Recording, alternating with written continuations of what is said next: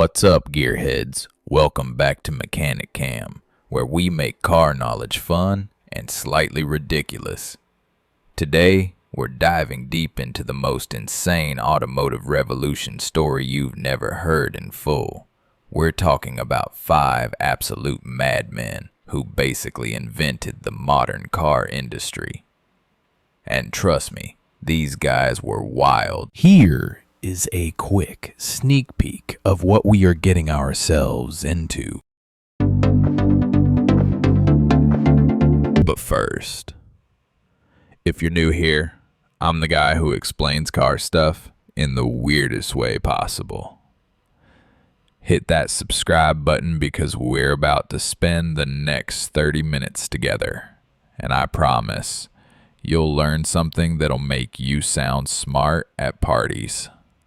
So buckle up.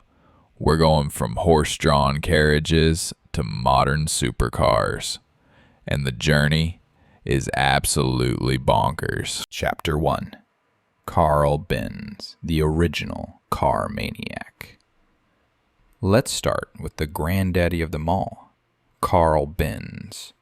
This dude literally invented the automobile in 1885.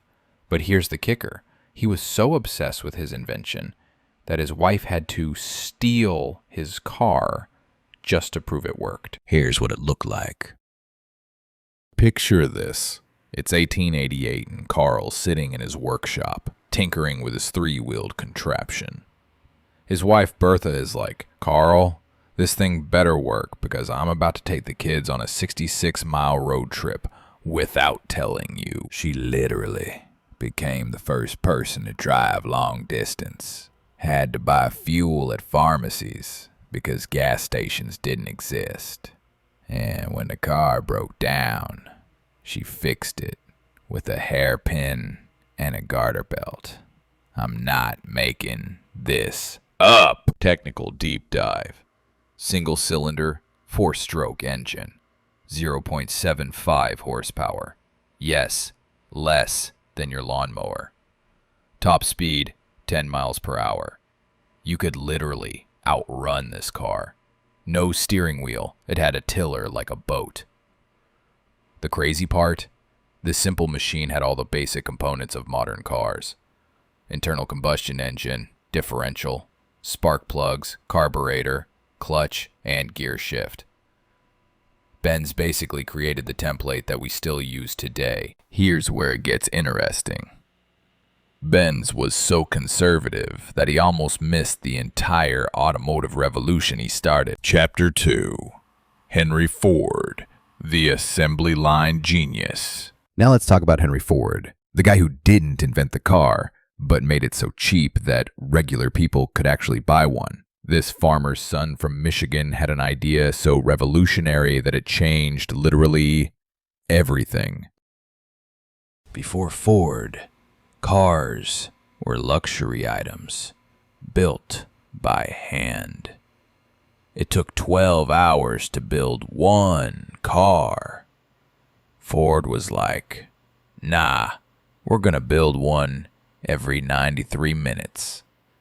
And he did it with the most brilliant system ever, the moving assembly line. The assembly line breakdown. Each worker does one specific task. The car moves to them, not the other way around. Time to build a Model T, 12 hours, 93 minutes. Price dropped from $825 to $290. That's like $8,000 today. But here's the genius part.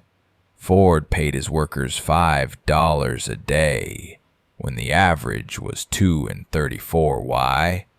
Because he wanted his own employees to be able to afford his cars. It's called the Ford cycle. Pay workers well, they buy your products, you make more money. Repeat. The results were insane. 1908, 10,000 Model Ts produced. 1925, 2 million Model Ts produced. Total over 15 million Model Ts sold. Ford literally created the middle class as we know it. But plot twist, he was also completely obsessed with soybeans and tried to make car parts out of them. The man was eccentric. The Model T was so successful that Ford famously said, "You can have any color you want as long as it's black." Why black?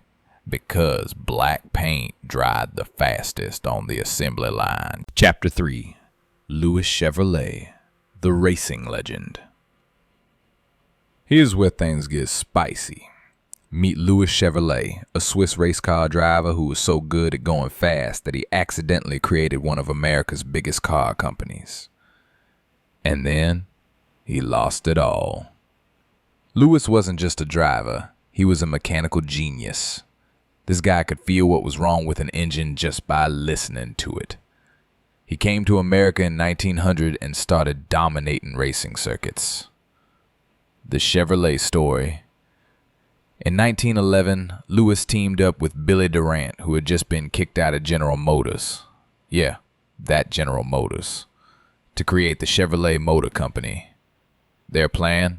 Build better cars than Ford.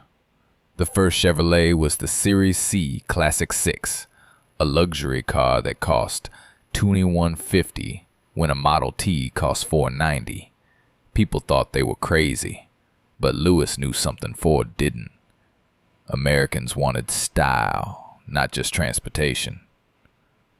Technical innovation. First mass-produced car with electric starter. No more hand cranking. Overhead valve engine. More power. Better efficiency. Left-hand drive. Fords were right-hand drive until 1908. But here's the tragic part. Louis Chevrolet sold. That's it for this video, guys. Thanks for the support, and if you've made it this far, I just want to thank you and comment below. What do you prefer, Chevy or Ford? These types of long-form videos will be posted on every Saturday at 12 p.m. Eastern Time, while 2 shorts will be posted every day at 8 a.m. Eastern Time and 6 p.m. Eastern Time. I'll catch y'all in the next video.